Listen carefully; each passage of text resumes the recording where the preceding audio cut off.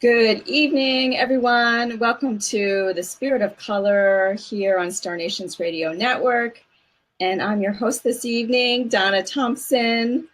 And I am joined, as always, by my two beautiful co-hosts, Neshi Lokotz in Wisconsin. Hello, Neshi. Hello, everybody. And our Minnie Kansman in Michigan. Hi, everyone. Hey, Minnie. Minnie's come to us over the phone tonight. She's not on video this time, but she is with us. So we are so excited tonight because this is our first Be Live broadcast. We've just switched over from our old format, and so this is our our premiere test drive. So we're so glad you're all here with us. And it's going to be a great show. Our topic tonight is Samhain Rituals. So we are going to just get right into the topic, but we did want to say a few words up front because, you know, today here in the States, it's September 21st, which is the day before autumn equinox, or what the Celts call Mabon. And we wanted to just explain to you why we're doing a Samhain show a whole month early at the time of the autumn equinox. So we wanted to clarify that a little bit. So take it, Neshi. Sure. And hi, everybody. Welcome to the show, Spirit of Color. And, before I actually get into the equinox stuff, what I'd like to do is ask those that are watching, like one of our good friends, Meg Anato is with us. Hi, Meg. And I am asking everybody if they would please like and share the live feed. Okay. And so that we remind people that, hey, there's a show going on. And, sometimes people get busy and they forget. So if you could do that for me, like it and then share it.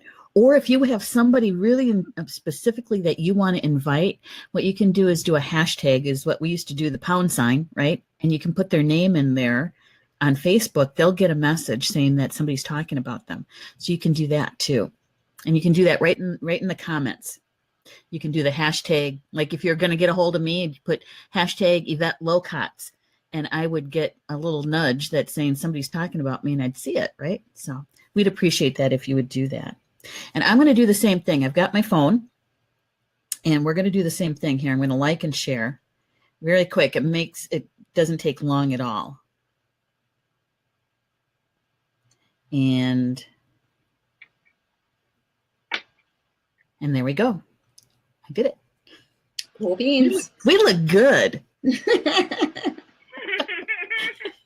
bet I look really good. You do. You know what photo I'm using, Minnie, is the one with your pink shawl that they did. That it was taken at at GLR. That's fantastic. It's a great photo. I do look good. Yeah. Oh, I can hear Neshi now. Oh, Meg, you couldn't hear me before. I didn't know that. Okay. All right. We wanted to give you a little information about what we're doing tonight, right? Why is it a month early when we're just doing the fall equinox right now? Why are we talking about Samhain? Well, you have to know that, first of all, what we do for the magazine as Spirit of Color is that we use our radio shows to share the information. And by the time the next issue comes out for October, we will be preparing for Samhain. And so that's why we have to do that information tonight. But you know what? Ceremony or ritual is ceremony, right? No matter what you're doing, there's certain things that you want to prepare and what you want to do for a ceremony. And with it being the fall equinox, meaning the equal day and night, we still can set our intentions, and we can also talk about what we would like to bring forward by Samhain, by that time. Mm-hmm. Well, and it also helps for those people who may not have done a Celtic base ceremony. Tonight will be helpful for you because we have Donna Donna has Celtic heritage, and so she has really been studying her ancestral background, and Minnie also has some of that ancestral background. And I'd like to think that that little bit of French that I have in me, that would be Celtic French. You've got it in there for sure. Exactly. So that's what we wanted to share with you. That's why we're doing this a little early, like a month early, but also to let you know that we are very well aware that it's the fall equinox. And actually, the equinox happens tomorrow, Friday, September 22nd at 4:02 p.m. in the afternoon, Eastern Daylight Time. So you have time if you want to put together a fall equinox ceremony after you've heard our show, so that you have an idea of what you want to do, right? Okay. So for those people who are watching, thank you very much. Please like and share. And those who are watching the recorded show, you can still leave comments for us, and we'll see those and answer your questions if you have them. And also like and share, even though it's a recording. Okay. All right. All right. Go for it, Donna. All right. So I'm getting a little echo. No, you sound echo. Okay, good. I'll just keep talking. So we, as those of you who watched our show before, you know that we always like to set the sacred space. And tonight we're going to do something different. Often we work with color and the color wheel, do different things. Neshi calls in the directions. But tonight we're going to call in the 4 elements in the tradition of the Celtic ways, the old Celtic pagan ways of practicing. We're going to welcome the 4 elements to come be with us. And we're going to do that together, the 3 of us, since we can now see each other, and we can have props, and we can do ceremonies. So I'm going to start us off. Yes. They could get themselves a glass of water for this before we do this ritual. If you could just get a glass of water or some type of liquid beverage nearby to be used in part of this ritual, and I'll let you come in. That would be great. Thank you. Okay, wonderful. Thanks, Min. So everybody just get comfortable wherever you are once you get your glass of water. And it's always good to have your feet on the ground and have your spine straight. And just begin to let yourself relax. Just relax. Come into your body. Come into present time. Feel your breath. Feel your connection to the floor, which connects you to the earth herself.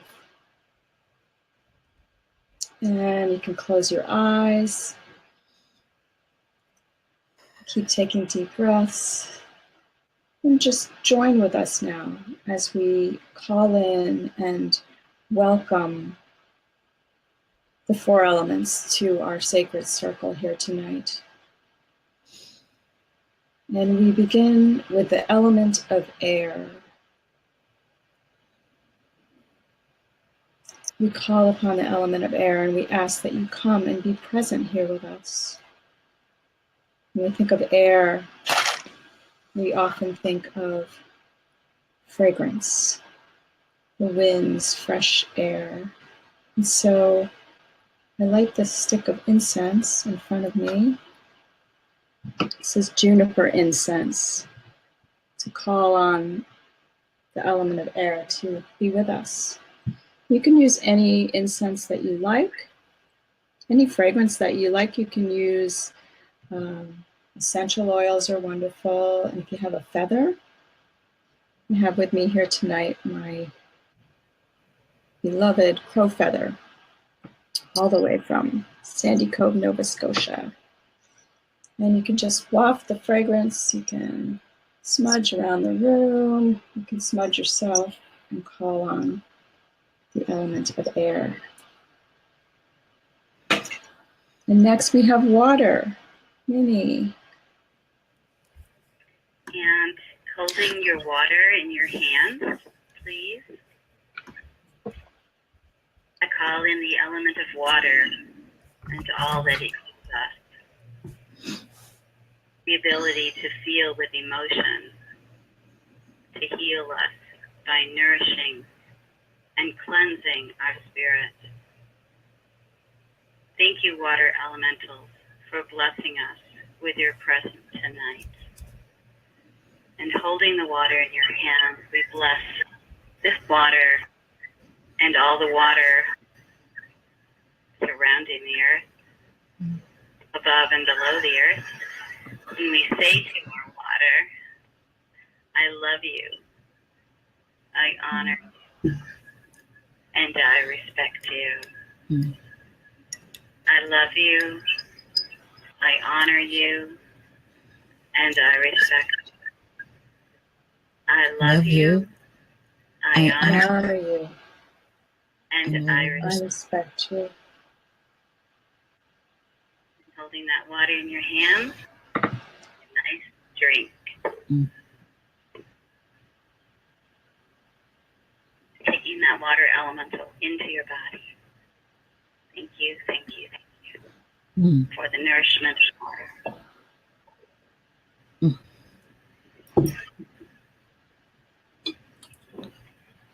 Now for fire. Okay.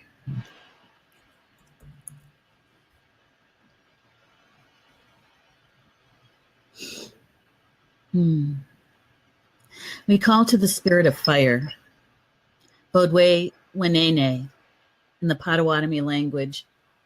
We call to you to please come to us, to join us this evening. The fire that really is the spark of life, the energy that is within us and all around us, fire that actually keeps us alive on this earth plane. It keeps us warm in our homes. It helps to cook our food. In the Potawatomi tradition, we call them the grandfathers that take care of us and watch over us, and that internal flame that we have within our hearts. And so we call to the spirit of the fire to be here with us. So I light the candle.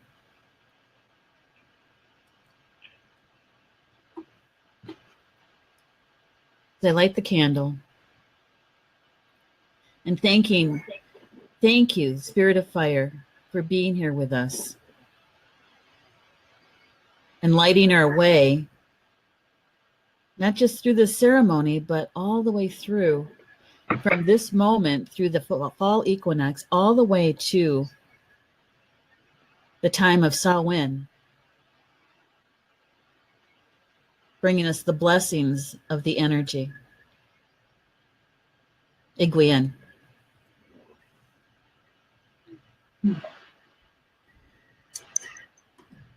And now we call to the element of earth. And as we tune into this element, again, we can pull up the energy of the earth through our feet, always through our feet, no matter where we are, whether we are inside, outside, on the ground floor, on the top floor of 40 stories. We can always connect to the earth through our feet. We can feel the energies come up through the base of our body, through our feet, all the way up our spine. And that's how we stay connected with the earth. And so at this time of equinox, headed into Samhain, we give thanks for the earth, for the harvest, for the wonderful summer growing season where crops have been grown to feed us and sustain us, sustain our bodies. All that we are comes from the earth. Without the earth, we are nothing. We will not survive. We need the earth for everything. And so we must stay connected to her and honor her and take care of her. And I have here this beautiful little turtle, can you see? Turtle for me is very much earth element. It's a crystal, black onyx with opal on its back. And the turtle stays so close to the earth when it walks. It is so connected. And it's a reminder for us to do the same. And that slow and steady wins the race. So. And last but not least, joining all of these four elements together, again, in the Celtic way, we call to the Great Mother. She who goes by many names across cultures, across the globe. There are many, many names for the Great Mother, and yet all throughout history and time, she is remembered. She has been honored and called to and worshipped for her great power. And we can call up whatever name we resonate with most from our own traditions or our own beliefs or studies. The Celts have several names for her, one of which is the Cailleach. Cailleach is how it looks in the English language, but it's really pronounced more like Calex. But for all English speakers, all of us English speakers, we can just simplify her and remember her as Gaia. Gaia. And so we give thanks to her and we ask her to be present here with us tonight as we talk about the sacred, ancient festival of Samhain. So it is. Thank you. Thank you, sisters, for doing ritual with me. Yeah. Setting our circle. Maybe a how or haye. Yay. Yeah. You know, whenever we do ceremony and getting centered and being in our hearts, and when you are, you can feel those spirits coming in. You can feel those elements, however they come to you, you can feel them. And I just wanted to say thank you for being with us tonight as we did this calling of the elements for the fall equinox. And as we head into Samhain, and thank you, ladies, for adding. You know, I think this is the first time we've ever used the Great Mother to call to the Great Mystery. You know. Mm-hmm. Okay. Yeah. And here we have a few comments. I just want to put these up. Meg is saying beautiful centering. Rochelle is who's still on the road. Hey, Rochelle. Yeah. And we also have one of our sisters here with us too. Christine Pollock, one of our sisters, is with us. Yeah. So nice. Okay. So we've got our elements with us. The room is toasty warm here, that's for sure, after that centering. And I have just a short little reading I thought I would do before we dive into our topics and our questions. This is from the Celtic Spirit. I'm going to show you the book. I really love this book. I've been working on this book for a couple of years. The Celtic Spirit by Caitlin Matthews. And it's a day by day. It's like a short little reading a day on all different topics about Celtic spirituality. And I love it. Can you see all my tabs? I really recommend it. Who was the author again? Caitlin Matthews, and that's Caitlin. Really, yeah, a beloved Celtic author and spiritual teacher from the UK. So here's this little reading. This is from her October 31st entry on Samhain, and it speaks to the more ancient history of the festival. And then I thought we could go from there because our topics are going to be more present day and our own personal stories and sharing. So just get like a little rich historical context here to start. The festival of Samhain marked the start of winter when beasts were brought in from the hills to nearby fields for winter slaughter or for overwintering in barns. Samhain was a liminal time in which the world of the living and the ancestral realms overlapped. This was a time for the remembrance of the dead. Candles were set in the window to welcome the loved ancestors and to shine upon the path of the unquiet dead, to bless them on their way. There was always an element of fear and trepidation about this night, the eve before Samhain, and also one of expectancy. When the dead were abroad, certain kinds of divination could be practiced, which asked questions of the ancestors. This night was one when young people disguised themselves and played pranks on the community. The modern custom of trick-or-treating is based upon this old tradition of mischief night, where the geysers begged for food and drink from door to door. At inhospitable houses, the gate might be removed from its hinges or other petty misdemeanors might be performed. The great fear that many still have about this night is not aided by the commercialism of modern Halloween, which emphasizes ghoulish fascination with ghosts rather than communal reverence for the beloved ancestors.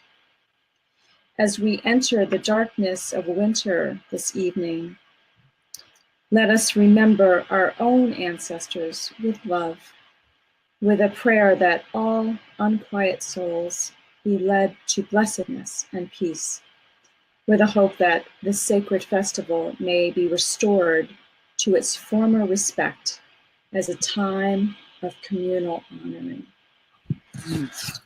Samhain, Caitlin Matthews. And that was Celtic Spirit, right?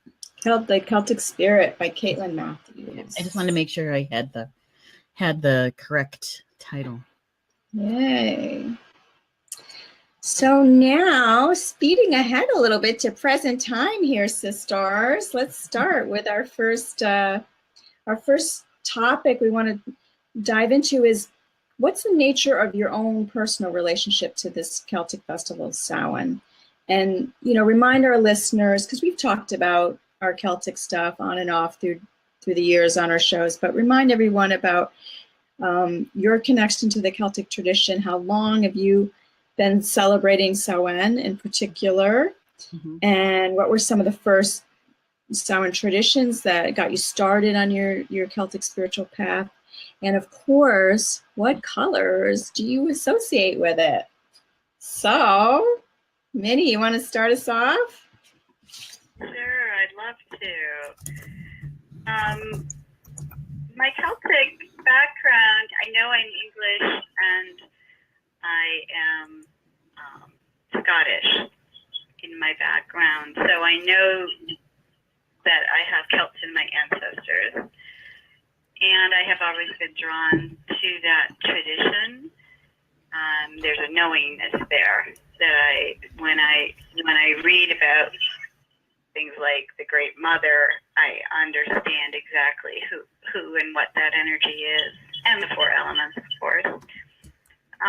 For me, the Samhain really didn't come into my life, though, until I was in a group called Friends of Herbs, and we kind of had a little Celtic bend to our group, but we really studied weeds and the medicine of that, and I think that tuned me into my Celtic past as well with herbal medicine.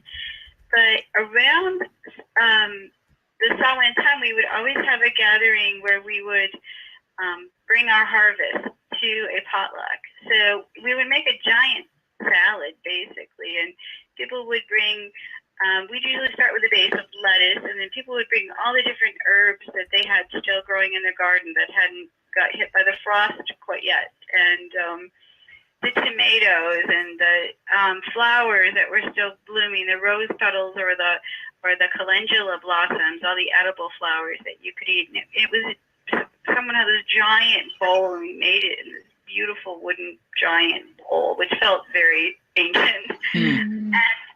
And then we would make these herby salad dressings that would just complement the salad so well, and is the most wonderful meal I had all year was this Friends of Herb salad that we made with the harvest.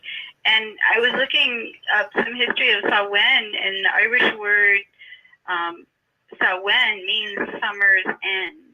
So, it's about that last harvest before the hard frost comes. So for me, that started about 15 years ago. And then we moved that into having a true Samhain dinner, where we did a potluck dinner at one of the Friends of Herb's homes, and we each brought a favorite food of a deceased relative. So at that time, my dad had just passed, and I brought a chocolate cream pie because that was his favorite, with a meringue on top. Had to make it homemade. So everyone just brought whatever their favorite relative's food was, and we had a potluck with those foods, and everyone got to talk about that, and that was really sweet. We also brought a photo of that person, and created the kind of an altar right on the table as our centerpiece. So those are my first Samhain experiences, and really came from the plants, from the herbs. Yeah. Nice. Thanks, Minnie. And color-wise, it was always, the orange calendulas, the red tomatoes, really those fall colors. But of course, there was a lot of green, that deep, dark green of autumn for me, too. Great. Yet pie sounds really good. Oh, that's his favorite. We had to have it at his memorial party, too. Nice. So, Neshi, what about you? Well, here is something that is a little different, because I didn't grow up with the Celtic traditions. I didn't grow up with the Irish or the Scottish traditions. But the first time I ever went to Ireland, which was in 2010, the first time I met Amantha Murphy, and she was telling us all about, the Celtic wheel and the different times of year. And when she got to Samhain, I have to tell you this, I didn't realize that's how it was pronounced, because it doesn't look like it, right? I'm going to type this on the screen so everybody can see it, because we're English reading and speaking, right? We would say Samhain. Samhain. and so at first I didn't know. I didn't know what she was talking about, and then when I saw the written word, I thought, oh, that's what because I'd read about it, but I hadn't heard it, the correct pronunciation of it. And so I learned through Amantha about Samhain and about celebrating or beginning the celebration the night before, and gathering all your friends and family together and celebrating the harvest, the end of the summer. And here Mega's saying this, exactly what I thought till I heard you all say it tonight. Exactly. So it's the bringing together a family to celebrate, right? That the end of the summer, the harvest, and also it is to also celebrate your ancestors, to bring them together, because the veil is very thin during that time. And so that they felt that they walk among us much closer to us than any other time, right? So as she was explaining this, I realized that, culturally we're more alike than we are different. Because in the culture I grew up in the Potawatomi culture and the Ho-Chunk culture I grew up in, it's very similar. We just don't necessarily do it on a specific day, like the equinox is on the 22nd or Samhain is on the 31st. It's not so much on a particular day of a calendar. It's more geared toward what nature is doing. So, you know, if the fall, the leaves are off the trees and all the harvest is in, that's when we would celebrate something like that. It wouldn't necessarily be about the calendar. And the bringing together, coming together for that meal, and much like Minnie had explained, is that, you know, we would call that a ghost meal, because what we're doing is we're inviting the spirit of the people, our ancestors who have gone before us, and we would fix their favorite dinner meal from that harvest. And so in a way, practicing Samhain, we did do that, but, you know, we didn't necessarily call it that. And so the colors that's associated with that are really about the earth tones. And there's something I learned from our sister Christine Pollock, the artist, is that because, you know, this time of year in the fall, we're talking a lot about orange, right? And then she taught me that orange is really, the base color of it is brown. And so, you know, when I thought about that, it's when you look at a garden, like a vegetable garden at the very end of summer going into fall, what colors are really there? Most of it is shades of brown. And so, so we used a lot of earth colors. And yes, definitely green, because for us, that's kind of the color for Grandmother Earth, right? And so we incorporate the green with that. And, you know, the preparation of it, like I said, you know, because of Western society, modern times, being industrial humans, and we've got something called a calendar and something called a clock. We do things probably more with that in modern times. And so I tell you what, Samhain with the Celtic wheel is one of my favorites. That, and you get to have a huge bonfire. Who doesn't like those? Especially a triple fire like yourself. We know you like it. Here is my flame, right? Here's my flame. So that's mine. Neat.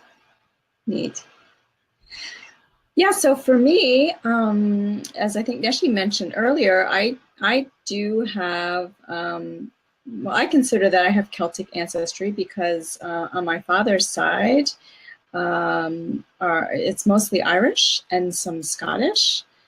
And on my mother's side, it's mostly Welsh. But this didn't really dawn on me until about 5 years ago. I wasn't connected with the Celtic spiritual tradition. I always liked certain elements, like music first and foremost. I've always been drawn to Celtic music. But I wasn't really actively pursuing it until one fateful day when I was Skyping with Neshi and chatting about the direction that the book I was writing was taking and my research and where I was being led and some angst and things that I was having. And the whole topic of Celtic spirituality came up. And in an instant, it just suddenly dawned on me that I was in fact Celtic, that was my indigenous connection. You know, it's just funny how things work. You can be drawn to all different cultures and, you know, things click into place when it's time. And ever since then, I've you know, it's kind of been a forefront of my my whole worldview and how I practice, how I connect to the earth. That I began to understand really quickly why I was so drawn to the 4-element system of practice, as opposed to the Chinese feng shui way that I had been trained in of the 5-element system, right. Which I never could quite just completely. I still have this like little thing about the 5-element system. As much as I love, you know, Chinese medicine, and I practice Chinese medicine, go to a Chinese herbalist, but there's something about the 4 elements for me. So all these things began to make sense once I connected back up with this very ancient part of myself. And I had to do that on my own because my people have been in this country for 5, 6, maybe I guess about 5 generations now. And so in that process of coming over from Ireland and Scotland and Wales, they assimilated, right? And the traditions were lost. And so I wasn't brought up being taught anything about Celtic spirituality, even though all my ancestors on both sides were farmers. They were very connected to the land. So I have this deep love of nature that was thankfully passed down to me. But I've had to find my way back to the ancient practices, and still am. And it's been wonderful and joyful. So that's just a little bit about that. So it's really only in the last 4 or 5 years that I began to really honor the Halloween, what we call the Halloween time of year, as Samhain. I grew up trick-or-treating and decorating the very kind of American, commercial way, and all those fun things. And now I'm kind of blending the two. I'm trying to hold on to some of those family traditions because they're near and dear to me now. My parents are both deceased, and so I don't want to get rid of those, but I'm blending in my own beliefs along with it. So I love to make an altar every year, and in our home now, in our mudroom, there's nice, just the perfect little spot. There's like a bench, where you sit down, and so I have a big, long, drawn-out altar there, and I was having fun with that this past week, getting it.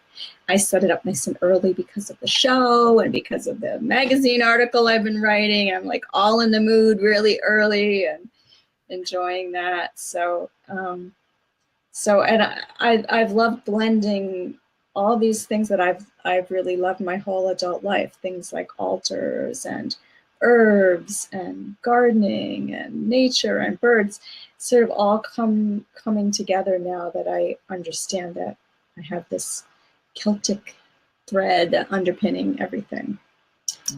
So that's, yeah. And again, the colors, definitely the autumn colors. I associate with, always sort of the orange and the black, right? That we all kind of probably grew up on, all three of us, right? The orange and black Halloween colors, but also the burgundies and browns and rust and deep green and gold colors of the earth and of the harvest.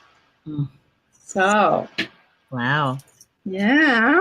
Oh, wow. I'm going to bring us all back up on the screen. I have to say that just hearing both of your stories and the connection to really touches something, I think, that a lot of people may actually say, you know what, I never thought of it that way, or you're right. I know that I have this background in my family of being Celtic, or that, they're from Scotland or they're from Wales, but we don't really practice anything because we've been here in the States, for several generations, and it's been kind of, as you said, around Native Americans, assimilation is like a swear word. but I understand what you mean. Yeah. I understand what you mean, and it's around these kinds of discussions and bringing this kind of information forward, into sharing it and talking about it. We'll have people maybe taking a look at connecting more with the land, with the earth, and with their ancestry. Donna, I want to show something here, so as the host, we have Carla Jo. Oh, yeah, I saw her come on. Hey, yeah. Carla Jo. Yeah. Carla Jo is one of our contributing writers for the magazine, for Star Nations magazine. And she says, I celebrate the dumb meal, the favorite foods of those who have passed, with a place set for each of them. The meal is eaten in silence and served on black place settings. Oh, I never heard of that. Now, yeah, and actually, Carla Jo has the black part I never heard about. Yeah, that's neat. Now, Carla Jo has written about that particular ceremony or that particular meal in her articles. But Carla Jo, if you could, for us, in the comments section, could you tell us why is it called a dumb meal? Because some people might associate that word dumb with something that means something completely different. So if you could put that in the comments, we can put that comment up on the screen so our audience will be able to tell the difference between the dumb meal and what that word actually means in that meal. We'd appreciate it. Sorry, go ahead now. Okay. Sorry about that. No, it's great. Moving on to the second part of what we want to get into is, so we've given you like our background and how we've come to some practices, Celtic practices, or blending in with our different traditions. And so now let's talk about like, how are you celebrating these days? Because like Minnie, you've been celebrating for a while. Neshi, it's been quite a while since you went to Ireland the first time and really stepped on the Celtic path with one foot on your ho chunk path as well. You're doing a little dance between two paths. And I don't know, I'm doing the hokey pokey. I don't still know what I'm doing, but anyway. So these days, how are you celebrating? How do you prepare your home and your family for the coming holidays? Any more specific rituals you want to share that you practice? What's your favorite part about this time of year? What colors, of course, how do you decorate? What colors do you use? And any of like the very first Samhain traditions that got you started. Well, we talked about that a little bit in the previous one, but yeah, there you go. Any or all combination of those 17 questions. Go, Minnie. Okay, you want me to go first? You go, yeah.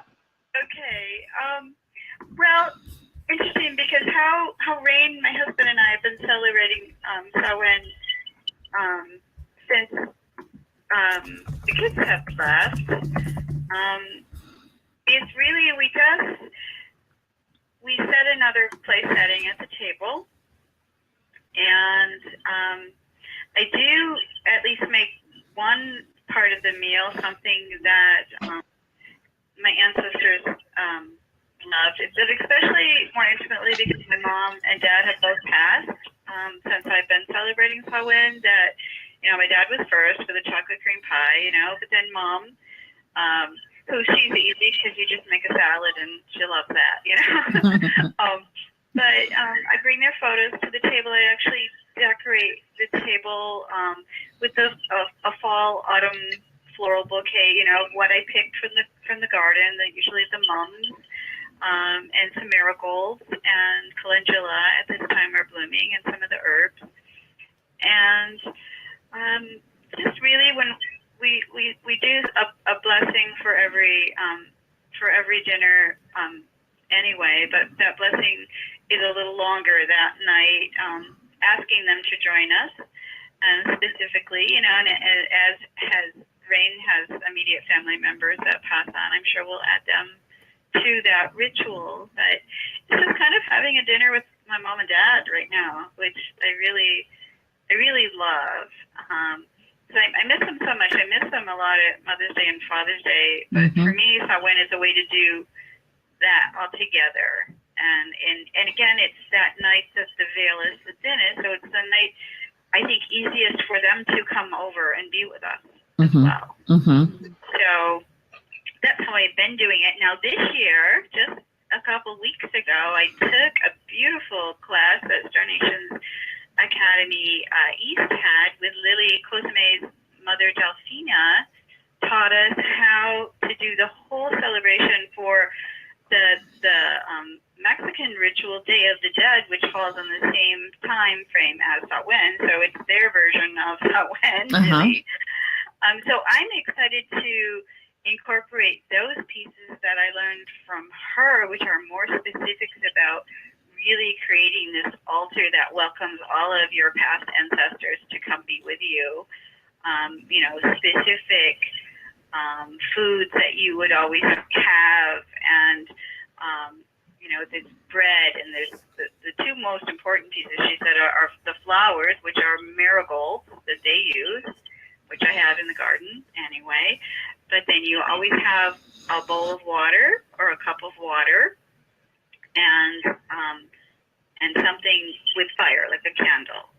And the water, I loved how she said the water is to help the spirits to quench their thirst because they made a long journey to get to you. Aww. And also to keep them refreshed so they can get back. Okay. I love that. And then the fire and the flowers, especially the orange marigolds, are to light their way to get to you. So they know where you are, which I love that too. And, then of course you have your favorite foods. You have a bread, which is an offering that the person that made the altar, the household that made the altar would put on the altar for celebrating. And they put, I think it's really fun, they put chocolate for any children that have passed and sweets, and then they'll put some type of alcohol and tobacco for the adults. So everyone's covered. So, I might have to get my dad's favorite 7 and 7, going on there for him. I'm excited this year to incorporate kind of Day of the Dead with Samhain. Yeah. I'm really excited and so happy to learn that, and everyone else can learn about it because I just wrote an article about the Day of the Dead and what I learned in that class with photographs that will be in the Star Nations magazine next month. So yay! You can all share in it too. But it's very similar. I mean, they're calling ancestors to spend time with them. But they do it for November 1st and 2nd. But they have all the preparations done by October 31st. So you're covering Samhain right in there with Day of the Dead. Mm-hmm. Great. Thanks, man. Yeah. Okay, Nash, go for it. Because the hour's flying by as usual. We've only got 15 minutes left. Yeah.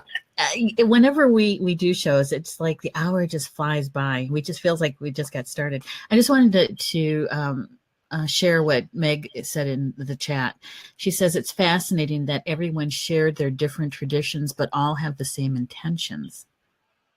We might call it something, a different name, like Dia de los Muertos, which is what Day of the Dead, Samhain, right? And All Saints Day after Halloween. So yeah, it is very interesting that we're much more alike than we are different, really. And it's when we get to talk about like this that we find out what the similarities are. And so for me, it's a little bit like what Donna was saying. In my family, we really didn't, like I said, we didn't really celebrate Samhain in that way. Although, we always got together in the fall at the change of the seasons is when we would get together and have a meal together. And so, but we really didn't, the Halloween and the going to the neighbors and doing the trick-or-treating and that kind of thing. We did experience it, but, my parents weren't really big on Halloween. And even though we wanted to get all dressed up and go to the, trick-or-treating, we did it on a couple occasions. But my mother was really she wanted us home. And she wanted to know what kind of candy we were getting, And so what she would do is that it was the one time a year that we could have as much soda as we wanted.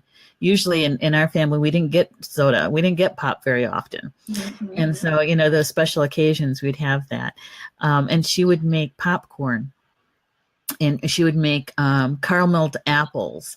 And, and those kinds of treats, things that we didn't normally get on an average day is what we got at Halloween. And a lot more sweets than we usually got too,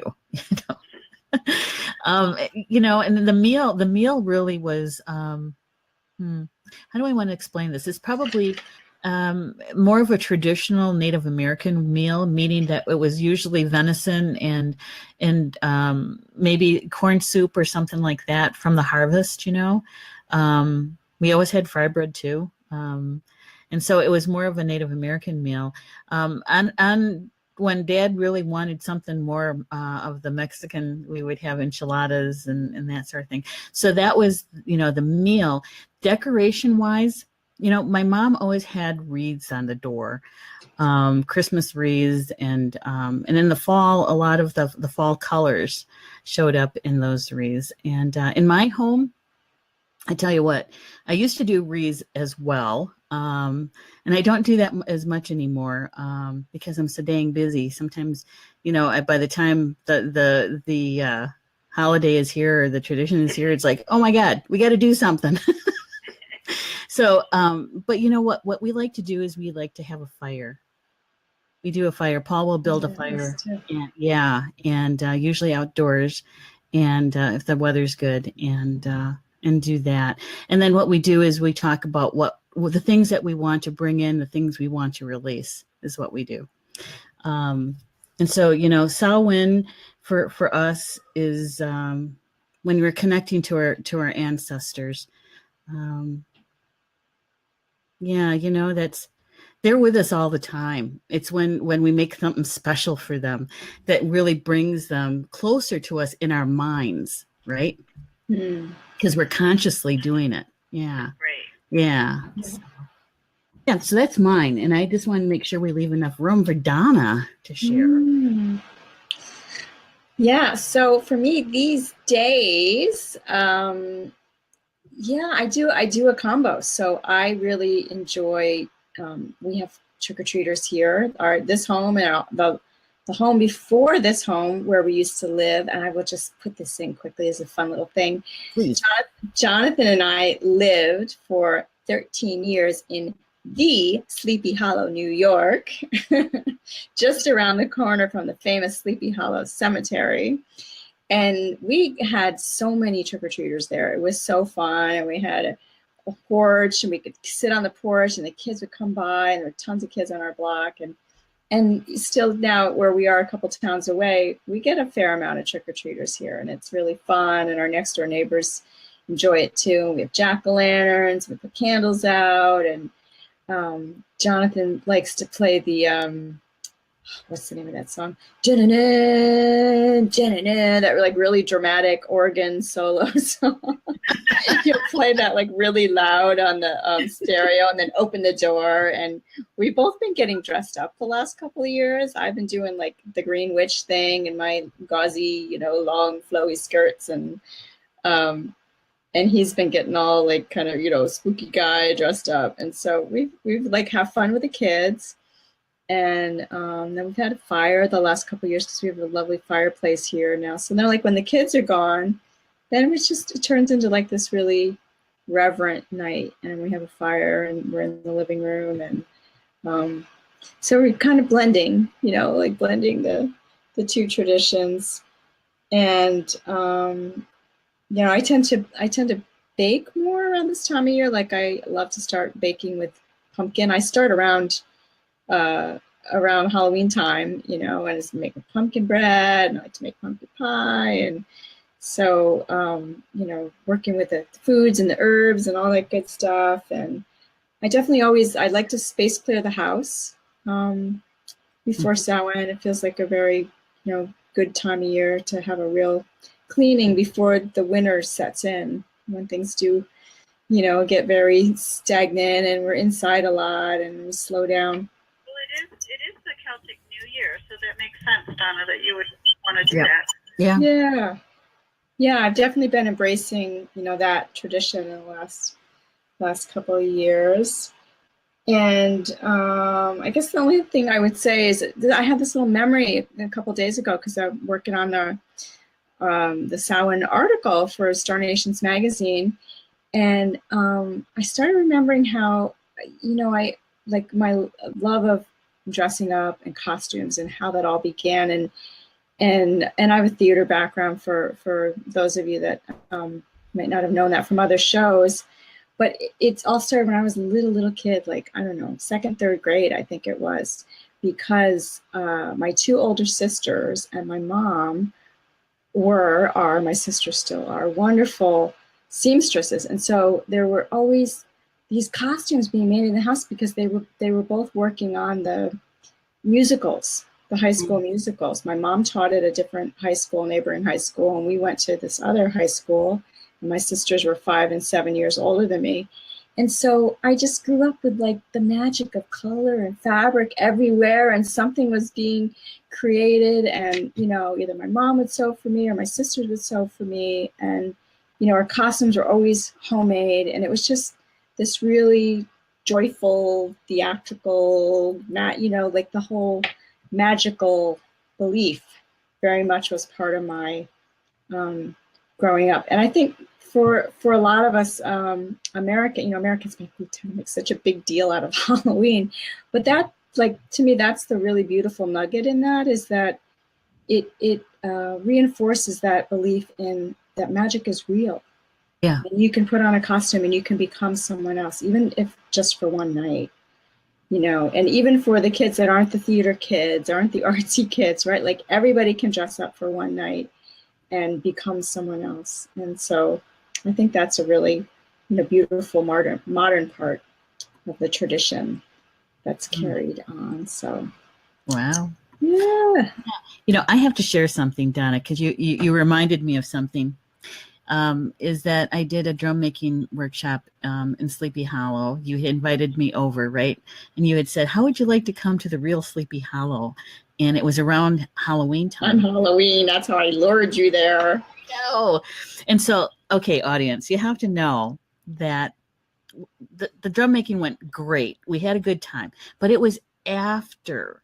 It was that evening. We were sitting in Donna and JD's kitchen, having some cheese and wine and talking about the day and what the evening was going to be like in Sleepy Hollow for Halloween. And I said, gee, you know, it's been a really long time since I read the story about Sleepy Hollow, right? The legend. The legend of Sleepy Hollow. What happens?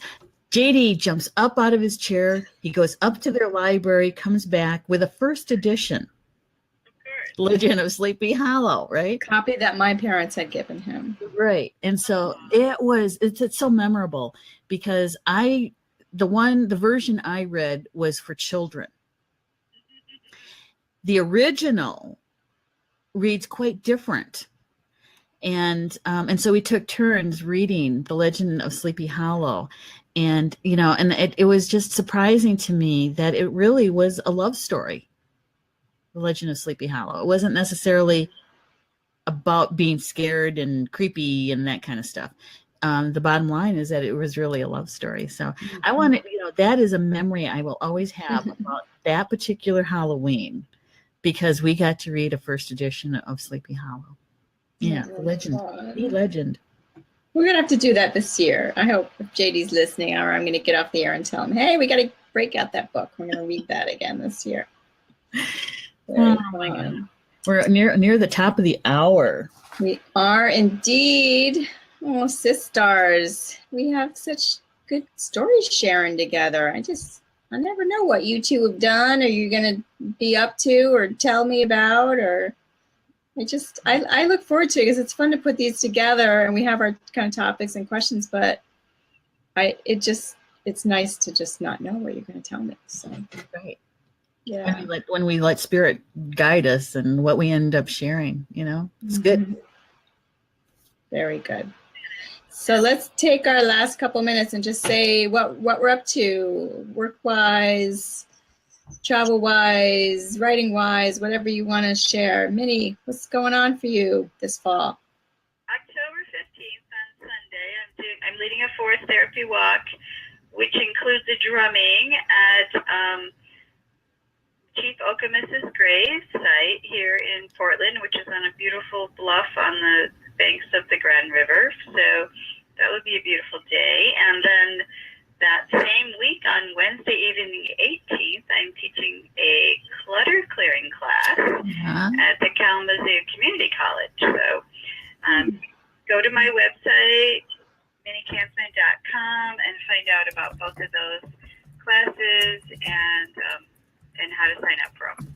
Thanks. All right, I'm going to put your website up on the screen. Thank you. So that everybody can see that, and we'll make sure that it gets into the chat as well. Okay.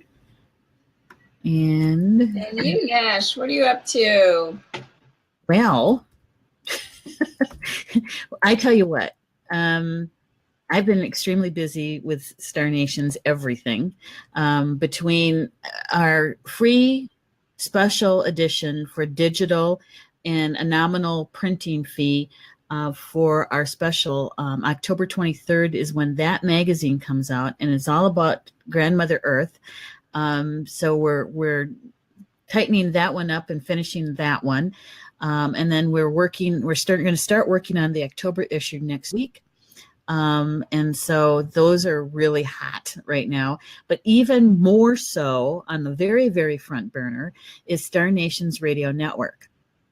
Star Nation's Radio Network, we are in the midst of transitioning over, moving from Blog Talk Radio over to Facebook live stream, being powered by Be Live TV app. And so that is what we're doing tonight. We're kind of the precursor of it. We're the pre-party. We're the leading edge. We're the leading edge. And so that is taking, I would say, most of my attention right now, because we have 19 hosts to transition over. We have 13 shows to transition over, and everything that goes with that. So it's very exciting.